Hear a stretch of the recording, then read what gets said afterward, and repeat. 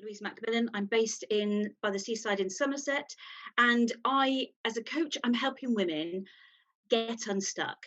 Overcome that limiting self-belief, that lack of self-confidence that we kind of get to in our sort of late 30s, 40s, and kind of going, is this it? For the rest of the next 20 years before we retire, and try and put some spark and some fun back on their agenda. And in fact, it's not all just about work. And I'm kind of primarily sort of talking to a lot more women that are single or don't have children. That seems to be the sort of women I seem to be attracting, because I suppose it's closer to my journey, and therefore I kind of can relate to them a little bit more than what they've kind of experiencing and how they feel about that.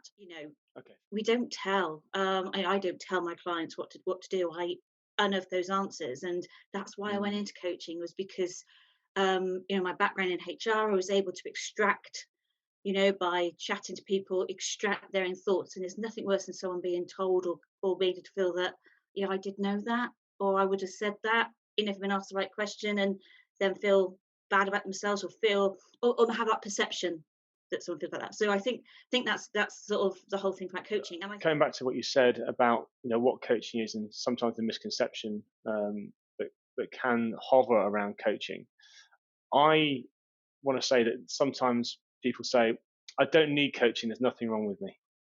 What do you yes. think about that? I think they haven't experienced it. Um, I think they think that it is similar to counselling. That the fact that a coach will help you get out of a sticky situation, and I suppose that's because we do talk a lot about help you get unstuck, help you move forward, but actually, and people do say, but we need to fix things, not change it, and that, to me, that's the same word. To fix something is to change something, That's because good. otherwise, Yeah. how do you fix it? But it's about understanding, and and it's I don't know, it's about you believing back in yourself and having that thinking outside the box and having a safe place to just get someone to help you answer questions in your head. Because I know I've sat down before with my sort of coaching questions, and I've tried to do it myself and look at the question and answer it, and it doesn't help. You need someone to ask that other question when you're saying something, to probe deeper, to let you have that space to just think and talk, Mm. rather than going, right, I need to write this down and write this down. Does that make sense? I'm trying to, yeah, it's just trying to get you deeper down into what you're thinking and what you're wanting to do and how you want to change, because it's all your own answers. It's just someone helping you get there. But I use the analogy, when I was a rower, my Yeah. coach never got in the boat and pulled the oar for me. Mm. Right. So he's going to be sitting in a launch or on the shore on a bicycle, he or she, Yeah. and they'll be observing me. And they can exist outside of the world of that boat and be free from that experience, to be standing somewhere impartial where they can see the back of my head. Like, you can't see the back of your own head, so you can't see yourself. You've got to be in your boat. Yeah. We do. And so then they can make offerings and observations, and which gives me extra information about me, and then I get to go and use that, if I wish, to change how my boat moves, and Yeah. just replace the boat with life. Yeah. That's Yes. the That's yeah. Yeah. I think because you've got that experience. Well, that's a great analogy to have, isn't it?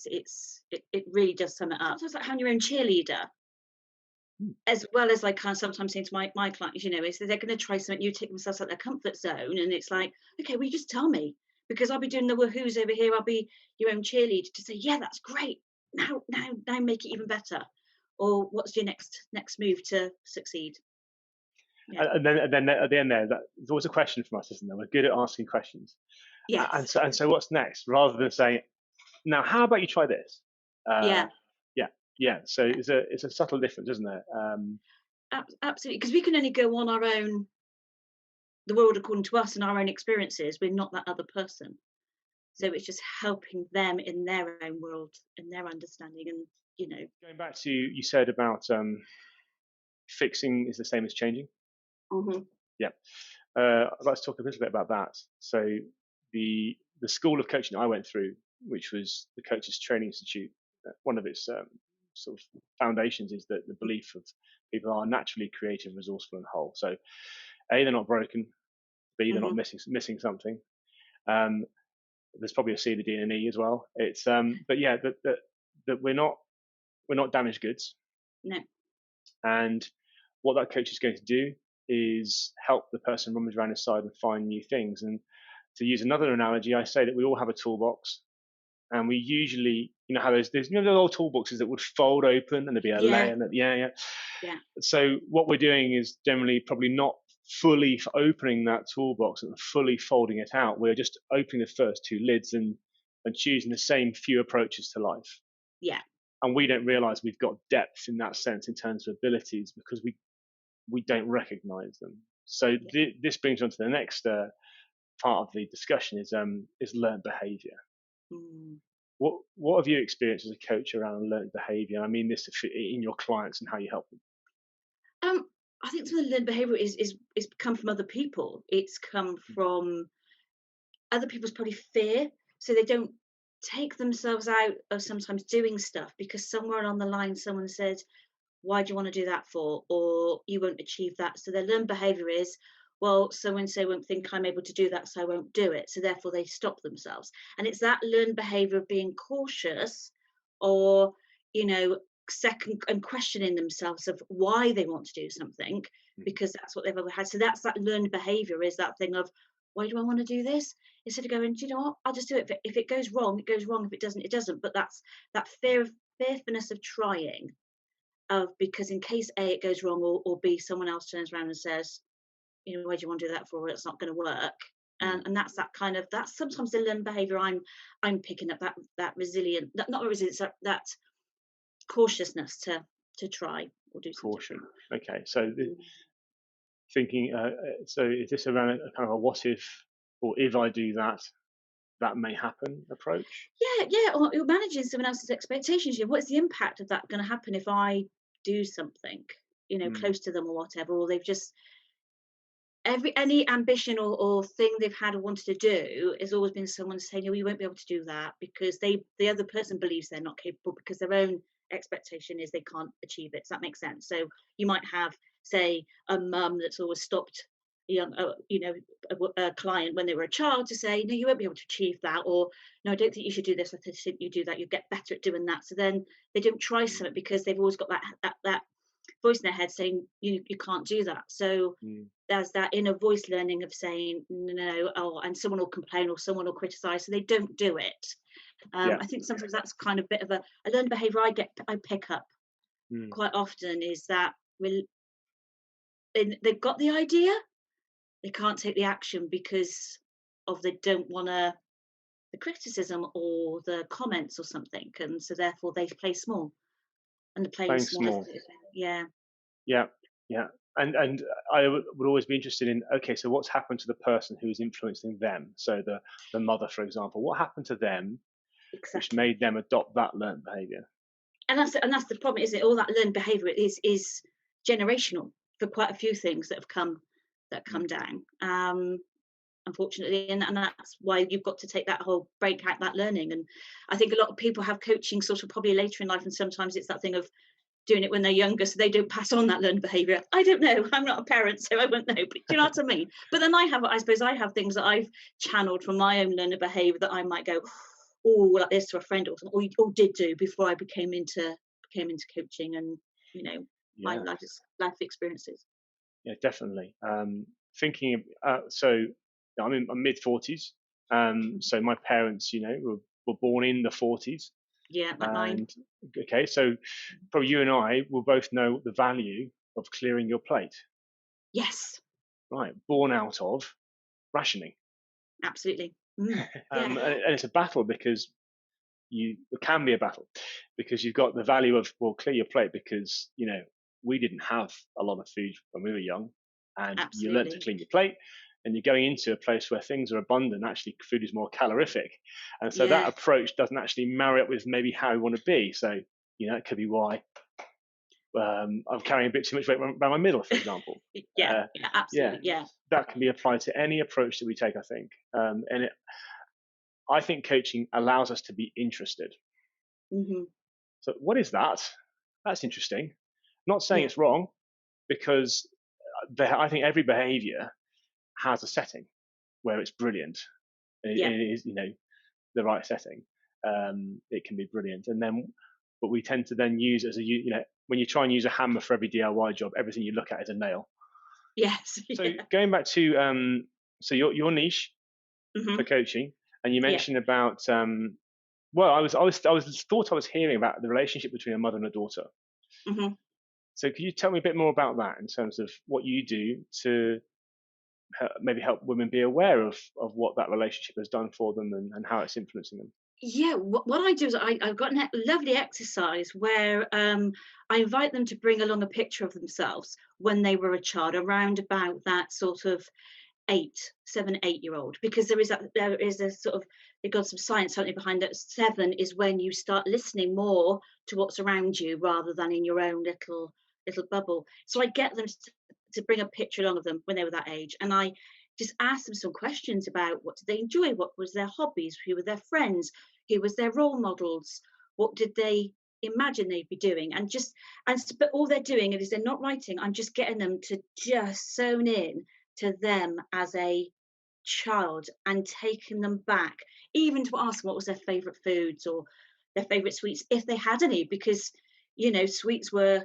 I was going to say the 10 a penny now, but you don't get much for a Probably 10p not. mix up, do you? No. Not these days. I don't even know. I don't think youngsters know what a 10p mix up is. Um, but you know what I mean? That you used to have sweets every now and then, so it was a like luxury, and as I'm going through that, I'm asking them, so what are you feeling? What are you recalling? What are you? Mm. And it comes out with some great things about, I wanted to do this.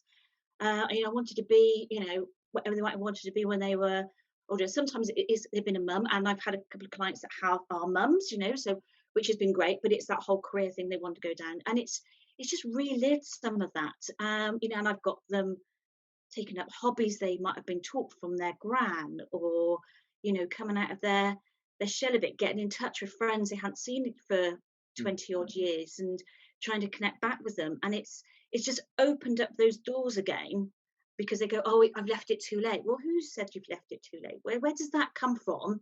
Mm. You've left it too late. How would you feel if a friend got in touch with you? And do you know what I mean? Just asking the questions. What would that feel like? What was the worst case scenario? And yeah, and that's how I kind of get them to think back of where that relationship is, but actually remembering who it was they wanted to be and who they have been before too many of the voices got in the Yeah. way. Yeah.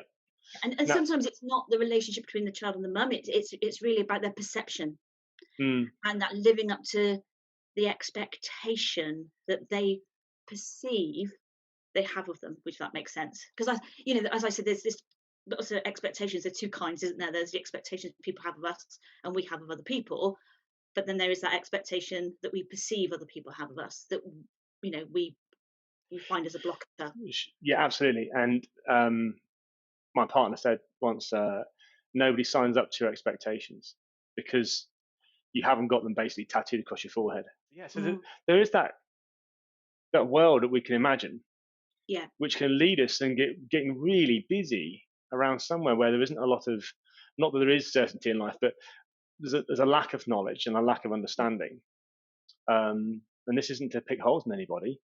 It's no, just to say, absolutely, hey, that's interesting again. yeah, Um, and brings me on. One of my favorite topics are assumptions. So assuming something as well, hmm, which is just a gap in knowledge. So we're assuming we have to go and do these things. And like you said, yes, well, who said that? Where did that come from? And I think those questions really do help someone stop and just have a think, yeah, because well, where has that view of yeah. life And come from? obviously, where's the evidence? Sometimes when they Oh, say they can't do something, where's the evidence? mm, Yeah, mm. You said about, oh, it's too late. yeah, I wonder how many times the same person can say it's too late about something, hmm, yeah, yeah. because it is too late. Surely, that's it. Right? Don't mention it again. Absolutely, take that picture, move on. Yeah, yeah. Yeah, definitely. Audience. What do you want the audience to know about you? Because, and I ask this because I think when there's a real click between a coach and a client, and I always use my knuckles as an example. So we're nearly there. Hmm. I've coached people who are, myself and the client are a bit like that. I want to be there when There, we're yeah. really, yeah. What helps people? What helps you or what are you looking for that's going to help you get that kind of that real lock in with Um, somebody? I think it's that for me, it's when the client can be honest and open and vulnerable. So when I'm chatting to someone, it is that thing like, tell me about yourself, and and I tell them about myself, and it's that warts and all kind of Mm. brief overview I give. That then, I've found when I've done so, talked to them, they've gone, "Oh my God, you will get me." And they haven't hardly said something about them. So when I talk about my mental health and how I didn't believe in myself and Mm. how it took me to have cancer to view myself differently, and that was the kind of kick that I had to say it's okay to be me. When I talk about some of the things I went through and used to experience, and now I adopt my own things, we just chatting just generally, and sometimes they may never said about, oh, I feel they give you that top sort of scenario about themselves. And when you say that, then it's that thing of, then you go, that's, I get you, I understand where you're coming from, and I've experienced that. And then they tell me a little bit more. And you can feel that happening, you can feel that relationship getting there. And it's about saying to them, be open and vulnerable, because it's okay to be open and vulnerable, and you're not going to get judged. It's that thing about just be yourself. This is a room to be yourself. And when they feel comfortable like that, I know there is a proper a connection, if that Mm. makes sense, just to get them. And I just think it's important for, as a coach, for me to share with them what I've been through, because not that I'm going to tell them how to do it, but if it's something they can relate with. It's like I say to people, I'm not a mum. um that hasn't happened for me. So if there's things about me, if you're finding that you need someone that can relate to you on a mum level, then I've got a list of people that you can talk to. But if that isn't, then that's okay, because I think sometimes you want someone that can connect with you in the same kind of, there's some kind of synergy, some experiences that you've had the same. Okay. So from that lovely explanation, and thank you, um, I like to give someone my take on their life purpose. So I Hmm. give them a metaphor and an impact. So I want to say that you're the vulnerable connector, and the impact you have is about something around having people open up Hmm. and be vulnerable themselves, almost like owning their underbelly. Yeah. That's the part of us we normally cover up. Yeah, so I'm going to say, Louise, that you're the vulnerable connector who Hmm. allows people to own their underbelly. Yeah. Does that mean anything to you? Yeah, it does. Yeah. Yeah. It does. Yeah, I like that. It's good. Yeah, and this is so, I'm a coach and you're a coach, but this is me, if you like, playing the coachy role and Yeah. observing you from somewhere where you can't be, which is in my shoes. Story. So you've given us a glimpse of your story. Hmm. So you said around your journey with cancer. Yeah. Um, you talked about that you haven't had children, Yeah. and I just wanted to know, could you maybe fill out some of your story for us and let us know what that is, because it does sound like that helps you connect with people. Yeah. So I spent many, many years not believing in myself. So even though I had a HR career, I was professionally qualified, I still just didn't believe in myself, that I was good enough, um, that I was able to do, the work that I was doing. I think it was always that kind of thing of where people said they would see me, and then where I was working was totally alien to me. So it felt like I was a bit of a fraud, but it also used to impact in my personal life as well. So, some of the comments growing up, as you do as a teenager, and body changing and things, and you hear certain comments made, and you kind of go, "Oh, right, that's why he's interested in me." So I never thought in a romantic stage that I was pretty enough, funny enough, interesting enough, glamorous enough, or for someone to really be interested in me. And if they were, then there were some other reasons. So I used to end it before I got too invested in that, Mm. before my heart got broken, and that used to impact me quite a bit. And I used to spiral in and out of anxiety and depression, and used to go to work and come home and go straight to bed. Um, Wow. be really, really down. And I never took time off work. And in hindsight, you could say perhaps I should have done. I might have fixed myself, but I didn't. And it was just a combination over years and years, and got worse as I was in my late 30s and early 40s. And then 4 years ago, I was diagnosed with breast cancer, which is a whole story again about how that was found, Mm. because I did find a lump, but neither did the medical professionals that I was seeing. And I also had appendicitis at the same time, which was quite bad. Wow. And that kind of remade me look at life. And it was all of a sudden I was allowed within family and friendship groups to be me. I could be quirky and no one commented. Whereas beforehand, if I was quirky or if I said something, then some remark would have been made somewhere along the line. Or I suppose after a while, I just stifled it. So I didn't get the remark. But all of a sudden, I thought, I'm just going to manage this myself. And my quirkiness came out and people did comment. I thought, well, nobody's getting hurt by it. So I'm going to continue. And then it was that thing of, it's a wake up call. It truly is a wake up call to know that, to be told that you've got cancer, because everybody knows to have that kind of makes it feel like, how severe is it? And I'm Mm. grateful that I am here today and I'm in remission and everything's okay. But it makes you think that life is too short and you only get one chance. And so I want to do what I want to do. And I qualified as a coach quite a few years before I became before I started my business, so because I didn't Mm. believe I'd be able to do it, but now it's like I'm going to do it. And this is the angle I talk about, and it's what I've gone through, and that's where I think it relates to people, and people want to work with me because they understand and they feel as though someone understands them, because it's quite hard, mental health, if you can't, it's hard to explain something that's going on in your head when you can't understand it. So by having somebody that's gone through something like, or felt something along those lines, just means that people can go, you know what I'm talking about. And I sometimes will ask the question, well, you tell me in your words, because I know the world according to me with that. You tell me your experiences. And that's when they try and comprehend it a little bit more, and it helps. Wow, that's a powerful story, full of lots And of. I've got an image of a bit of a roller coaster, which gets a bit more up and down at different points. Um, absolutely, yeah. They always say that life is a roller coaster, but sometimes it's pretty down deep. Yeah. now, um, I think a coach's own personal story is really important. And I liken this to being on a beach. There's a beach full of coaches and other people, and it's a flag that you can wave. Hmm.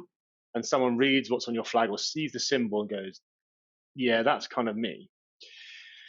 My argument is that any coach on that beach can coach any person Hmm. if they're doing Yeah. pure coaching. Yeah.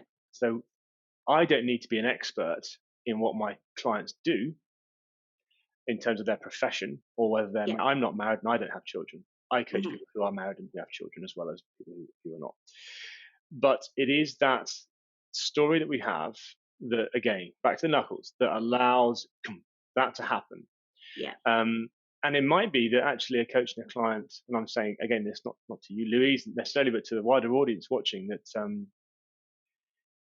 you may discuss your story, but it might just be a way for you to actually connect with the client, and then you move on from there. Hmm. Yeah. So it's but yeah, yours is a powerful story. Now, a couple of words you used about your quirky self coming out, Yeah. Mm. and tell me a bit more about that, about being quirky.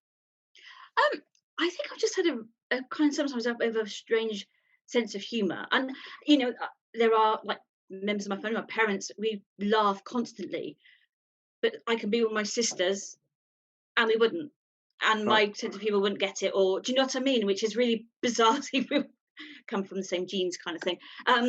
But even with your friends as well, and I don't mean that that the laughing is being horrible to anybody. I mean the funniest thing I remember saying was, I when I had my chemo, I was bold. I didn't wear a wig. I didn't wear a scarf. And I went to the beauticians and I had a back massage, and I came downstairs and it was raining, and I said, "Oh no, my hair's going to get wet." And everybody just went, "What do we say?" And I'm like, "Oh, please just laugh," you know. And I know them in the beauticians quite well, so they did. But if sometimes I'd said something like that with other my friends, they would have gone, well, "That's not funny," or you know what I mean. And I think that was just, I think where I could just realise that actually it's okay to do that. I wasn't taking the mick out of anybody else; it was just taking the mick out of myself. But and that's, I suppose that's what I do. And I think, yeah, just sometimes it's the things you do. Well, people say it's quirky or it's Mm. not in line with what all your friends are doing, and so you go, you smart, you stifle it. And I suppose if you think when you're younger, there's sort of things you used to do that you used to hide from some of your friends. So, I remember I was a girl guide. Oh yeah. We used to go for walks. It could be hot like this, and I was still wearing a coat, so you can see my guide uniform underneath. Oh Because right. people would take the mickey. But actually, I loved all that kind of, and I even went back to be a girl guider and ran my own unit until about 8 years ago. And I always knew I wanted to help be with people. I wanted to help people, and I wanted to be a policewoman when I was younger. And I didn't. I ended up being in HR. But actually, sometimes it's not always the right way to help people. It's a whole kind of strategy thing for the business as well. And I just want to help that individual, if that makes sense. And I Mm. suppose that's why coaching appeals to me, and is why I became a coach. And that's what it is. I want to do, because I want to help people in however they want to be helped live their best life. Um, and yeah, so I suppose it's that kind of things where you just help people to be natural within themselves. So you might think it's quirky, and other people go, no, it's not. But it's that comment of people's things. I do a coven on a Saturday morning, and people going, "You're a witch? Are you? What's it all about?" And it's just great.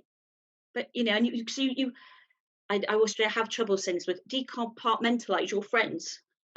You've got friends over here, you do this with the friends over there, and that's fine now to have all these different groups. Whereas when you're younger, you try and bring everybody together and in your groups of friends, and it just doesn't work. Is that an analogy for an individual? For an individual, is that allowing yourself to completely come together rather than trying to compartmentalize something and put squish something down and keep that down there, like you said with your brownie uniform. Is Yeah, there something about ourselves that we think, oh no, I need to push that there? Well, if something's pushing into your life, aspect of you, what is it? yeah. What can that do for you? um Mm. yeah. Mm. Yeah, and it's understanding that thing of what's nourishing you and what's depleting you. Because if it's depleting you, how can you manage that? You don't have to get rid, but how are you going to manage that so it doesn't deplete you? And the things that nourish you, how can you get some more of that? What kind of results do you bring for your clients? What will we hear when we go if we go and talk to them? You'll hear things of believing in themselves, and achieving more than they thought they would. I've been helping someone who does pigeon shooting, and she does the competitions, or dry clay pigeon shooting, not real pigeons. And she has now she's found a technique of how to get into that zone, whereas beforehand she just was not Mm. getting the levels, the scores that she wanted. Whereas now she's there going, I've got belief in myself, I have a strategy, and you've helped me find it. So to It's interject here, you're not a sports coach, you're not a clay pigeon shooting coach, are you? no, Right, but so again, talking to our audience now, you are helping the whole person, and one of the yeah, facets of their life is clay pigeon shooting. absolutely, it's their hobby, and they want to do really well and pick up the grades, and yeah, Mm. and helping them now where it's that thing, and and she gets great results, and and I say something to her, and she said, "Brilliant!" She went, "It was all down to you." I went, "No, it's down to you. You got the technique, you did the technique, you came out with it. I just hope you find it." And another fantastic coach, which has made some fantastic memories with her daughter, and has this belief, and's got a new job, and just life changing, which actually her daughter thanked me for. Wow. Because her daughter found me, and then I, told mum, and then she came out and she said it's brilliant. But just to do something silly like dancing to a song that came on the radio, where she grabbed her daughter and then pulled her up, and they were dancing around the living room. And she said, "Look, my mum's never done that." And they ended up on the settee just laughing. And it's a memory that both of them have now got.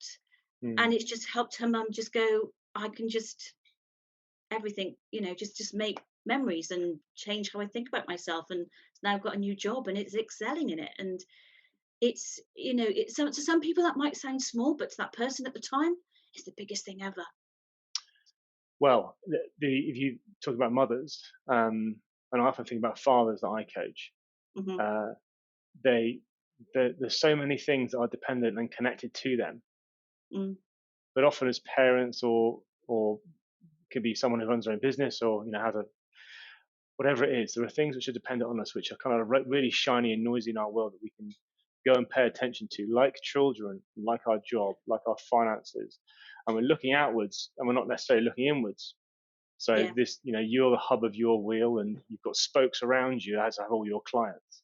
Yeah. I think you just described somebody actually caring for their hub and making sure that the bearings are greased. And not just that, but the hub can be how it wants to be, and then it influences that spoke, which is, in that case, that lady's daughter. Yeah.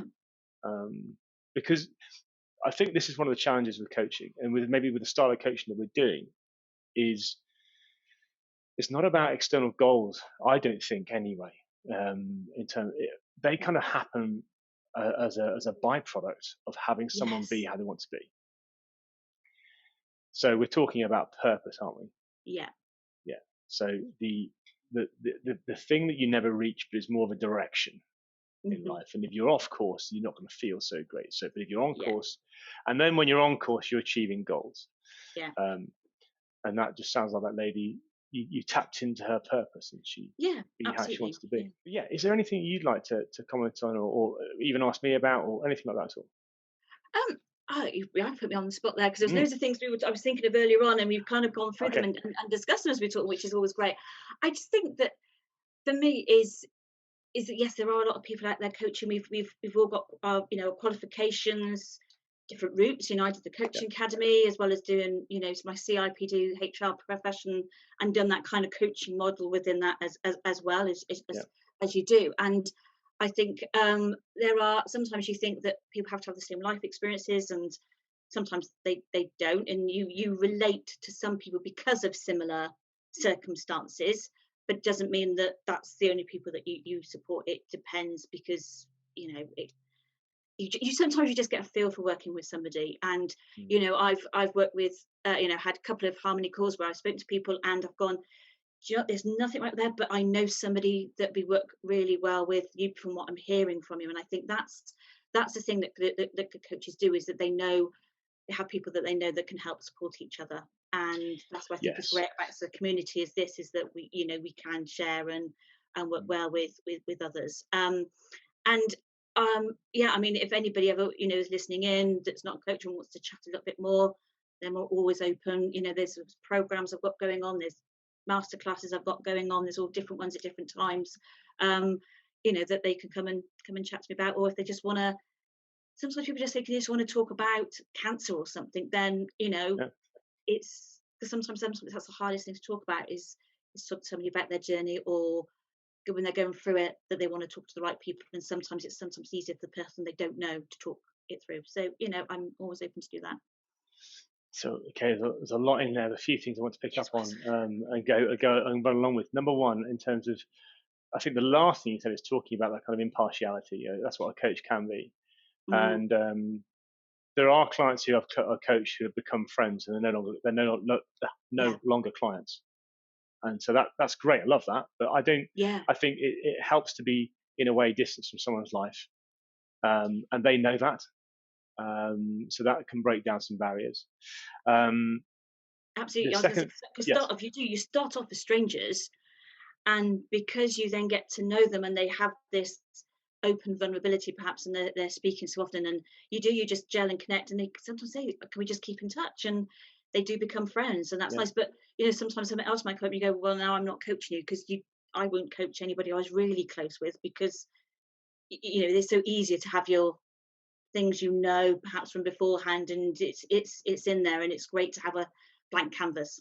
yeah, completely agree. I think that comes down to the professionalism, Mm, and then you talked something that falls into that area is the referral process. So obviously, we all want to coach people, but mhm. I love to do. I take care with my referrals. It sounds like Yeah. you do too. Mm, When we haven't got you know the locked in match, or who does match with that person, and this something one of my passions is also referring into different professions, yeah. so into therapy, or Yeah. counselling, or mentorship, or just an advisory role. It's for us as coaches, and for those other professions, it's important for us to recognise when somebody wants to do something or go somewhere that is too much of a reach for us. Then where can we help them get to? And I think holding on to them as well, whilst we get them there, and staying in contact and saying, well, you try this person. Okay, not such a great fit. We'll come back. How about try that person? Yeah. Um, That I think that helps every profession, Hmm. because even the Absolutely. coach that isn't a good match for you can help you. Same for any other profession, and it will help them recommend that profession, even if they don't indulge in it themselves, because Abs- they have that experience and not just left into the Yeah, wind. Yeah. absolutely. Yeah, yeah, definitely. Yeah. So now, can I remember your life purpose statement? And does it matter if I can't? Because we always coach in the moment, as they say. Yeah. So I said you're the vulnerable connector Connector. Yeah. who allows people to own their Oh, underbelly. Is yeah, that they're right? underbelly. That's it. Yeah, yeah, that's right. Yeah. Yeah. Yeah. Okay. How, how does that fit now? If it was a jacket you try it on the shop, how does that fit for you? Just out of interest. Yeah, I think yeah, I do like that. I do like that vulnerable connector. Yeah, sounds good. Good. Um, well, I'm going to include that in the description below. Um, Yes, I might nick that and start putting that out some places as well. well, I was going to challenge you to do just that. We like to challenge people, don't we, as coaches? Absolutely. And the I think from this video we get a really good idea of who you are. Now, Hmm. included below, you're going to see Louise's credentials as a coach, because I think it's really important. I said that coaching is an unregulated industry, Hmm. and I immediately recognise the coaching school you've been through. Yeah, Yeah, so the coaching academy. yeah. And so on this channel, I think it's important for us to start somewhere, and I've chosen to start somewhere in terms of people having credentials to come on board and be interviewed, and that is it's just what I've chosen. I've chosen to do that, and we're going to build from here. And you're going to Hmm. see another interview with Louise down the line, because this is something else I want to do for all the coaches that appear on here, is have them on again, because they will change as a coach, and Hmm. I will change, and you will change slightly, and things will happen, and or you might have new offerings. So I think it'd be really nice for people to check in and find you again, Louise, later on, and Yeah, see, okay, what's happening with Louise? What's yeah. going That's on? good. Yeah, Is that okay because if we do that? absolutely, because we all learn from our clients, don't we? Completely, That is what I all the love. time. We learn from them, and we develop our skills and how we. And I get so inspired by my clients. So yeah, so there's always changing. There's always something you pick up and something new, and yeah, definitely great. So thank you very much, and I really look forward to having you back on, maybe in a few Um, months' time, Louise. And it'd be a I'm sure pleasure. Thank you ever we'll so chat much. privately anyway before that. Yeah, be great. Thank you ever so much. Thank you. Thanks very much.